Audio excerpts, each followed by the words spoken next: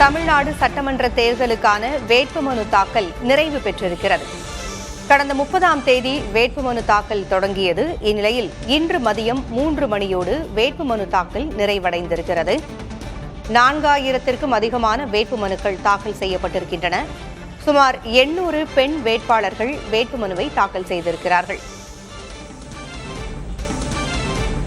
கூடுதல் விவரங்களை வழங்க செய்தியாளர் ஸ்டாலின் இணைந்திருக்கிறார். ஸ்டாலின், வேட்புமனு தாக்கல் நிறைவடைந்திருக்கிறது. 3 மணியோடு இது நிறைவடைந்திருக்கிறது.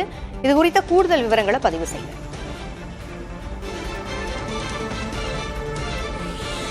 புங்குள்ளி, தமிழக சட்டமன்ற தேர்தலுக்கான வேட்புமனு தாக்கல் செய்வதற்கான நேரம் மதியம் 3 மணியுடன் தற்போது முடிவுற்றுள்ளது. தமிழக சட்டமன்ற தேர்தல் ஏப்ரல் 23ஆம் தேதி தமிழக சட்டமன்ற தேர்தலுக்கான வாக்குப்பதிவு நடைபெறவுள்ள நிலையில் இந்த வேட்புமனு தாக்கல் கடந்த மார்ச் 30ஆம் தேதி அன்று தொடங்கியது. இந்த நிலையில் இன்று மதியம் 3 மணியுடன் இந்த வேட்புமனு தாக்கலுக்கான நேரம் தற்போது முடிவுற்றுள்ளது. தேர்தல் ஆணையத்துடைய இணையதளத்தில் பதிவேற்றப்பட்டிருக்கக்கூடிய அந்த எண்ணிக்கையின் அடிப்படையில் பார்த்தோம் அப்படின்னா உத்தேசமாக 4000க்கும் மேற்பட்ட வேட்புமனுக்கள் 234 சட்டமன்ற தொகுதிகளிலும் தாக்கலாகியிருக்கின்றன.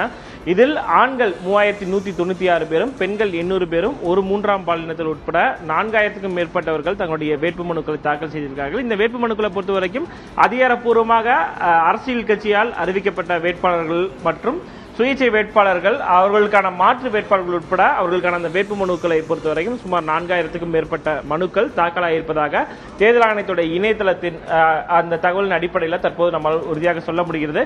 இந்த வேட்புமனுக்களுடைய எண்ணிக்கை என்பது தொடர்ச்சியாக பதிவேற்றம் செய்யப்பட்டு வருகிறது. ஒவ்வொரு சட்டமன்ற தொகுதிகளிலும் அந்தந்த தேர்தல் நடத்தும் அலுவலர்கள் அந்த வேட்புமனுக்களை இணையதளத்தில் பதிவேற்றம் செய்யப்பட்டு வருகிறார்கள். வேட்புமனுக்கான இந்த மனு தாக்கலுக்கான நேரம் முடிவிட்டிருந்தாலும் கூட இந்த பதிவேற்றம் செய்யப்பட்டிருக்கூடிய இந்த எண்ணிக்கையின் அடிப்படையில் எவ்வளவு மனுக்கள் தாக்கலாயிருப்பது என்ற அந்த முழு விவரம் இன்று மாலை 6 மணிக்குள் வெளியாக வாய்ப்பு இருப்பதாக சொல்லப்படுகிறது. மேலும் வேட்புமனுக்கான மனுக்கள் மீதான பரிசீலனையை பொறுத்தவரைக்கும் நாளை காலை தொடங்குகிறது. நாளை மதியம் 3 மணி வரை இந்த வேட்புமனு மீதான பரிசீலனை நடைபெறுகிறது. வேட்புமனுவை திரும்ப பெறுவதற்கான தேதியாக ஏப்ரல் 9ஆம் தேதி அறிவிக்கப்பட்டிருக்கக்கூடிய நிலையில் தமிழக சட்டமன்ற தேர்தலில் இந்த 234 தொகுதிகளிலும் எவ்வளவு வேட்பாளர்கள் போட்டியிடப் போகிறார்கள் அந்த இறுதி வேட்பாளர்கள் பட்டியல் ஏப்ரல் 9ஆம் தேதி மாலை 5 மணிக்கு வெளியாகும் என்று எதிர்பார்க்கப்படுகிறது. அரசியல் கட்சி வேட்பாளர்கள், சுயேட்சை வேட்பாளர்கள் எவ்வளவு பேர் தங்களுடைய மனுக்களை தாக்கல் செய்திருக்கிறார்கள், எவ்வளவு பேர் இறுதி வேட்பாளர்கள் பட்டியலில் இடம்பெற போகிறார்கள் என்ற அந்த அதிகாரப்பூர்வ அறிவிப்பு ஏப்ரல் 9ஆம் தேதி மாலை 5 மணிக்கு வெளியாகும். வேட்புமனு மீதான பரிசீலனை நாளை காலை தொடங்க இருக்கக்கூடிய நிலையில எவ்வளவு வேட்புமனுக்கள் ஏற்றுக்கொள்ளப்பட்டன, எவ்வளவு மனுக்கள் நிராகரிக்கப்பட்டுள்ளன என்பது குறித்த விவரமும் நாளை மதியம் 3 மணிக்கு மேலாக வெளியாகும் என்று எதிர்பார்க்கப்படுகிறது. பொங்கல் வாக்குப்பதிவு இயந்திரங்களில் பெயர் மற்றும் சின்னங்களை பொருத்தும் பணியும் தொடங்கப்பட வேண்டும். எப்பொழுது அந்த பணி தொடங்க இருக்கிறது ஸ்டாலின்?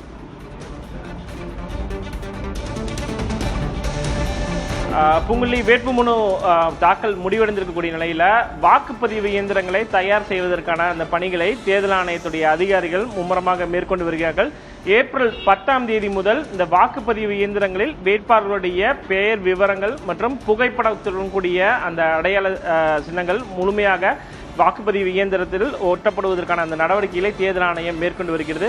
ஒட்டுமொத்தமாக இந்த தேர்தலை பொறுத்தவரைக்கும் 234 சட்டமன்ற தொகுதிகளிலும் இந்த வேட்பாளர்களுடைய புகைப்படங்கள் முதல் முறையாக வண்ண புகைப்படங்களாக ஒட்டப்பட இருக்கின்றன. இதற்கு முன்பு பார்த்தோம் அப்படின்னா கருப்பு வெள்ளையில மட்டும்தான் அவங்களுடைய புகைப்படங்கள்லாம் இடம்பெற்றிருக்கு. வாக்காளர்கள் தங்களுடைய வேட்பாளர்களை எளிதாக அடையாளம் கண்டு கொண்ட வகையில் முதல் முறையாக தமிழக சட்டமன்ற தேர்தலில் வண்ண புகைப்படங்கள் கூடிய வேட்பாளர்களுடைய அந்த புகைப்படங்கள் வாக்குப்பதிவு இயந்திரங்களில் ஒட்டப்பட இருக்கின்றன. மிக முக்கியமாக இந்த தேர்தலை பொறுத்த வரைக்கும் இந்த 234 சட்டமன்ற தொகுதிகளுக்கும் சுமார் பார்வையாளர்களை பொறுத்த வரைக்கும் பொது பார்வையாளர்கள், காவல் பார்வையாளர்கள் மற்றும் செலவின பார்வையாளர்கள் பல்வேறு சட்டமன்ற தொகுதிகளுக்கு கூடுதலாகவே நியமிக்கப்பட்டிருக்கிறார்கள். தொடர்ச்சியாக இந்த தேர்தல் ஆணையத்தை பொறுத்த வரைக்கும் வாக்குப்பதிவு மையங்கள், குறிப்பாக 75,000க்கும் மேற்பட்ட வாக்குச்சாவடி மையங்கள் தமிழக சட்டமன்ற தேர்தலுக்காக உருவாக்கப்பட்டுள்ளன. அந்த வாக்குச்சாவடி மையங்களில் செய்யப்பட்டிருக்கக்கூடிய ஏற்பாடுகளையும் முழுமையாக தேர்தல் ஆணைய அதிகாரிகள் கண்காணித்து வருகிறார்கள். அதே போல அனைத்து வாக்குச்சாவடி மையங்களும் கண்காணிப்பு கேமராக்கள் பொருத்தப்பட்டு கண்காணிப்பு பணிகளையும் தீவிரமாக மேற்கொள்வதற்கான நடவடிக்கையில் தேர்தல் ஆணையத்தால் மேற்கொள்ளப்பட்டிருக்கின்றன. தேர்தல் அலுவலர்களுக்கான பயிற்சி என்ன நிலையில் இருக்கு ஸ்டாலின்?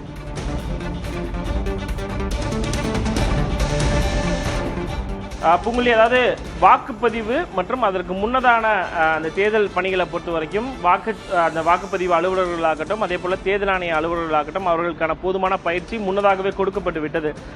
தற்போதைய நிலையில பார்த்தோம் அப்படின்னா அந்த பூத் ஸ்லிப் கொடுப்பதற்கான பணிகளை தேர்தல் ஆணையம் மேற்கொள்ள வேண்டியிருக்கக்கூடிய ஒரு கட்டாயம் என்பது இருக்கிறது.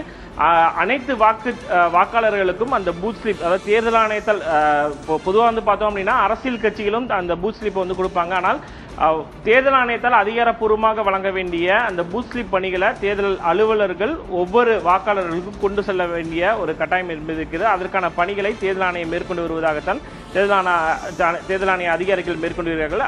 பயிற்சி ஏற்கனவே கொடுக்கப்பட்டிருக்கக்கூடிய நிலையில வாக்குப்பதிவு நாளன்று என்னென்ன முறைகளை பின்பற்ற வேண்டும், கண்காணிப்பு பணிகளை எவ்வாறு மேற்கொள்ள வேண்டும் உள்ளிட்ட பயிற்சிகள் தொடர்ந்து கொடுக்கப்பட்டு வருகின்றன. தகவல்களை வழங்கியமைக்கு நன்றி ஸ்டாலின்.